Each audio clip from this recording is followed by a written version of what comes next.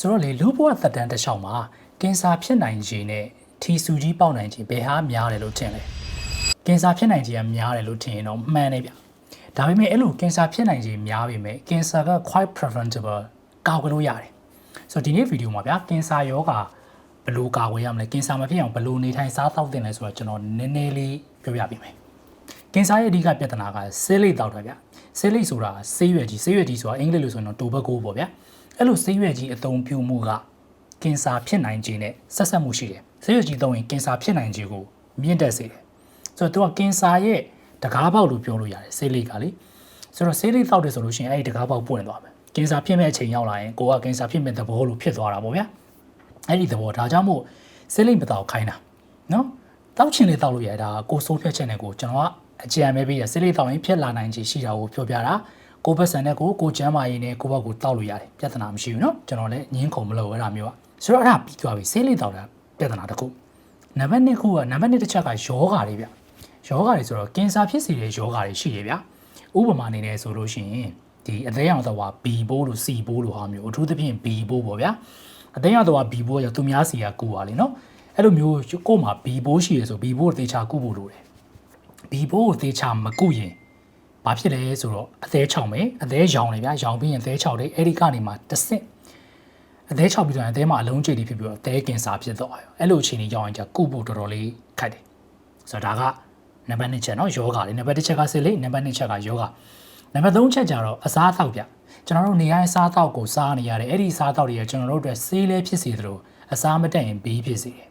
ဆိုတော့ကင်ဆာဖြစ်စေတဲ့အစားအသောက်တွေဆိုတာသက်မမရှိရဗျာအဲ့ဒီစားသောက်တွေစားလဲဆိုလို့ရှိရင်ကင်ဆာဖြစ်နိုင်ခြင်းကတဖြည်းဖြည်းနဲ့များလာတယ်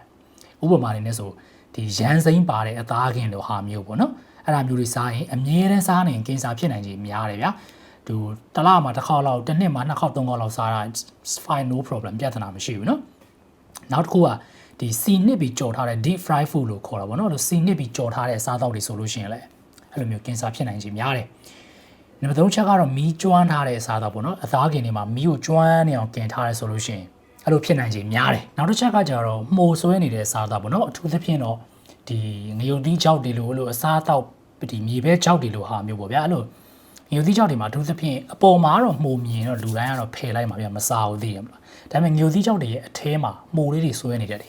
အဲ့ဒါကို aflatoxin လို့ခေါ်တယ်အဲ့ဒီ aflatoxin ကြောင့်လေဒီကင်ဆာဖြစ်နိုင်ခြင်းကိုမြင့်တက်စေတယ်ဆိုတော့ဒါကအစားအသောက်တွေဗျနောက်တစ်ခုကဝမ်းချုပ်တာဗျဝမ်းချုပ်တာကိုတော်တော်များများကပေါ့တန်နိုင်မယ်ထင်တယ်အဲ့ဒါမဟုတ်ဘူးနော်ဝမ်းကောင်းရင်ခေါင်းမခဲဘူးဆိုတာလည်းမှန်တယ်ဘာလို့လဲဆိုတော့နည်းနည်းလေးတော့ဒီဟာနည်းနည်းညစ်တိညစ်ပတ်တော့ဖြစ်မယ်ဗျဒါပေမဲ့ရှင်းပြမှရမှာမဟုတ်ရှင်းပြလိုက်မယ်ဆိုတော့ဝမ်းချုပ်တယ်ဆိုတာဘာလို့လဲဆိုတော့ကျွန်တော်မစင်နေအပြင်ကိုမထွက်တာလေဆိုတော့မစင်ဆိုတာကလေခန္ဓာကိုယ်ထဲမှာမလိုတော့တဲ့ဟာတွေအပြင်ကိုစွန့်ထုတ်ရမယ်ဟာတွေခန္ဓာကိုယ်ရဲ့စိတ်တောက်တွေအမိုက်သရိုက်တွေကိုမစင်တို့စီးတို့ကနေတစင်အပြင်ကိုစွန့်ထုတ်တယ်ဒါပေမဲ့အကြောင်းကြောင့်မစင်နေပုံလာခန္ဓာကိုယ်ထဲမှာပုံလာဝမ်းချုပ်တယ်ဗျာဝမ်းချုပ်ရင်မစင်နေပြင်မထွက်တော့မစင်နေပြင်မထွက်တော့မစင်နေကခန္ဓာကိုယ်ထဲမှာပုံနေရောအဲ့လိုပုံနေတာကအပြင်ထွက်ရမယ့်အစိတ်တောက်တွေအမိုက်သရိုက်တွေနော်အဲ့ဒါတွေကခန္ဓာကိုယ်ထဲမှာရှိနေတော့ဥကနေပြီးတော့အဲ့ဒါတွေကိုတစ်ခါလေးမှာပြန်ဆုပ်တယ်ဆိုတော့အပြင်ရောက်မယ့်အစိတ်တောက်တွေဓာတုဗေဒပစ္စည်းတွေကအပြင်ကိုမရောက်တော့ဘဲနဲ့ဝမ်းချုပ်နေရဆိုလို့ရှိရင်ခန္ဓာကိုယ်ထဲကိုပြန်ဝင်လာရောအဲ့မှာနေပြဿနာတွေတက်ကုန်ရောဒီဥလန်းချောင်းကင်ဆာတွေပါလိဖြစ်တယ်ဆိုတာအဲ့ဒါမျိုးဗျသိလားဆိုတော့လေဒါကကင်ဆာဖြစ်စေတဲ့အကြောင်းအရာလေအစားအသောက်ရှိမယ်ဗျအနေထိုင်ဆိုတာကိုဆေးလေးတောက်တာမျိုးပါညာဗျအစားအသောက်ကဘလို့မှရှောင်လွှဲလို့မရဘူးလေလူတိုင်းစားနေရတာဆိုတော့အဲ့ဒီအစားအသောက်တွေကြောင့်ဖြစ်မယ်ဒုတိယတစ်ခုကတော့အနေထိုင်ဆိုဆေးလေးဗျသိလားလူတိုင်းဆေးလေးမတောက်ဆေးလေးကကိုယ်ဆုံးဖြတ်ချက်နဲ့ကိုယ်တောက်တယ်ဆိုတော့အဲ့ဒါတစ်ခု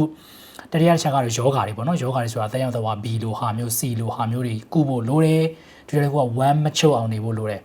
1မှန်ဖို့အရေးကြီးတယ်လေအဲ့ဒါအရေးကြီးနောက်တစ်ခုကလို့ပြော1နဲ့ပတ်သက်ပြီးတော့1ကြံတယ်လို့ခံစားရတာမကောင်းဘူးเนาะ1ကြံတယ်လို့ခံစားရဲဆိုတာကဒီဥတွေပါတွေမှာအလုံးလေးတွေအကျိတ်လေးတွေဖြစ်နေလို့လားပေါ့အဲ့လိုအကျိတ်လေးတွေဖြစ်နေလို့ရှင်1ကမကုန်ဘူး1ကုန်ပြီမဲ့လည်း1ကြံနေတယ်လို့ခံစားရတာမျိုးဖြစ်တတ်တယ်ဆိုတော့အခုပြောခဲ့တဲ့လက္ခဏာတွေ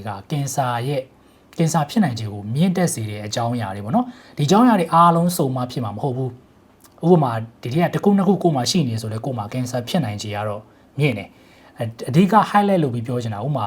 သွေးတဲ့နေရာကနေကင်ဆာမကူဘူးဗျာသိလားကင်ဆာရှိရတဲ့နေရာဒီလိုနေလို့လေကိုယ်စီကိုကင်ဆာကူးမလာဘူးကင်ဆာအဲ့လိုကူးဆက်ယောဂမဟုတ်ဘူးကင်ဆာဆိုတာကအဲ့လိုအသက်ကြီးလာလို့ခန္ဓာကိုယ်ထဲမှာရှိတဲ့ဇီဝဖြစ်စဉ်တွေပြောင်းလဲလာတာဆဲတွေပြောင်းလဲလာတာအဲ့လိုအခြေအနေမျိုးမှာကိုကအခုကျွန်တော်ပြောပြခဲ့တဲ့ အကြောင်းအရာတွေရှိနေဥမာဆေးလေးတောက်ထားရဲဆိုလို့ရှိရင်ကင်ဆာဖြစ်နိုင်ခြင်းများနေပြီအဲ့ဒါမှအသက်ကကြီးလာတဲ့ဆဲတွေကပြောင်းလာတယ်ဆိုလို့ရှိရင်အဲ့လိုအားလုံးပေါင်းလိုက်လို့ရှိရင်ကင်ဆာဖြစ်သွားတော့မှာအဲ့လိုမျိုးတွေဗျသိလားအဲ့လိုအချိုးအချောင်းတိုက်ဆိုင်တာတွေအဲ့လိုမျိုးrepeated behavior ပေါ့နော်ထပ်တလဲလဲလှုပ်လာတဲ့အကြောင်းအရာတွေကြောင့်ကင်ဆာကဖြစ်တာဟိုယောဂရှိတော့မကုလို့ရှိရင်ကင်ဆာဖြစ်မှာပေါ့ဗျာဒီနေ့အဲ့လိုမျိုးဒီနေ့ဆေးလေးတောက်တဲ့အကင်တွေစားတယ်ဒီငွေသီးတွေစားတယ်မနေ့ပြန်ကင်ဆာဖြစ်မှာလား no ဘယ်ဟုတ်မလဲအဲ့လိုမဖြစ်ဘူးလေကင်ဆာအဲ့လိုမျိုးဒါတွေကိုချိန်ပေါင်းများစွာကြာရှည်လှုပ်လာတော့မှဖြစ်တာဥပမာပြောပြရမယ်ဗျာခင်ဗျာဒီအဆုပ်ကင်ဆာဆိုလို့ရှိရင်အသက်40အောက်တွေမှာသိပ်ဖြစ်လိမ့်မရှိဘူးသိလားဒါကြောင့်မို့အသက်ကြီးလာတော့မှပဲကင်ဆာဖြစ်တယ်ဆိုတာကလိုမျိုးဒီဘက်ကလှုပ်လာတဲ့အပြုအမူတွေခန္ဓာကိုယ်ထဲမှာရှိတဲ့ပြောင်းလဲတွေကြောင့်အားလုံးပေါင်းစုံပြီးတော့ကင်ဆာဖြစ်သွားတဲ့တဘောဆိုတော့ဒါကကင်ဆာကဘယ်လိုအကြောင်းအရာတွေကြောင့်ဖြစ်တတ်တယ်လဲကင်ဆာမဖြစ်အောင်ဘာတွေရှောင်ကျဉ်တယ်လဲဆိုတာဘုဟုသုတဝေမျှပေးခဲ့တာပဲဖြစ်ပါတယ်အခုလိုမျိုးနားလည်သဘောပေါက်လွယ်ပြီးတော့အသုံးဝင်တဲ့ကျမ်းမာရေးဘုဟုသုတဗီဒီယိုတွေအမြဲတမ်းကြည့်ဖို့ဆိုတော့ Direction TikTok အကောင့်ကို follow လုပ်ထားပြီးလို့ရပါတယ်ဒီလိုတဲ့အကြောင်းအရာတွေမိမြန်းခြင်းတဲ့အကြောင်းအရာတွေဒီလာခြင်းတဲ့ကျမ်းမာရေးဘုဟုသုတတွေကိုcomment မှာဝင်အောင်ရေးသားပေးပါကျွန်တော်ဗီဒီယိုလုပ်ပြီးတော့ပြန်ပြောပြပေးသွားပါမယ်ဒီနေ့ဗီဒီယိုကတော့ပါပဲဗီဒီယိုကိုပြီးဆုံးအောင်ကြည့်ရှုပြီးတော့ကျေးဇူးတင်ပါတယ်ကျွန်တော်ဒါကြီးကြီးကျယ်ကျယ်မဟုတ်ဘူးเนาะအလုပ်ကိစ္စရှိလို့ဒါလေးဝေပြီးတော့ဒီလိုပြောလိုက်တာ Thank you